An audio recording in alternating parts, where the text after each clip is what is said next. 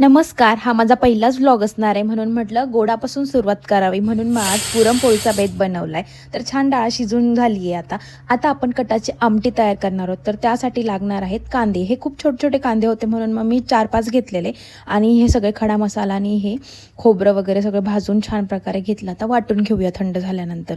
वाटून झाल्यानंतर ज्या कढईमध्ये मी मसाला भाजला त्यामध्येच मी परत ऑइल टाकून छान प्रकारे गरम झाल्यानंतर अशा पद्धतीने तुम्ही बघू शकता सगळा मसाला टाकला आणि परतून सुद्धा घेतला. गरम पाणी टाकलं आणि जे डाळीचं पाणी राहतं ते त्याच्यामध्ये टाकलं. आता इथं माझी छोटीशी गोंडुली काम करू लागते, असंच मध्ये मध्ये करते. साखर आणि गूळ टाकून छान प्रकारे परतून घ्यायचं. ते थोडीशी विलायची आणि जायफळ टाकून छान प्रकारे पुरण परतून घेतलंय मी. आता खीर बनवण्यासाठी मी इथं घेतलंय तूप टाकले, त्यामध्ये बदामाचे काप टाकले आणि दूध टाकलं आणि थोडेसे 2 तास आधी भिजवून ठेवलेले तांदूळ थोडे कुस्करून टाकले आणि छान फोडणी देऊन घेतली. तर तयार आहे जेवण.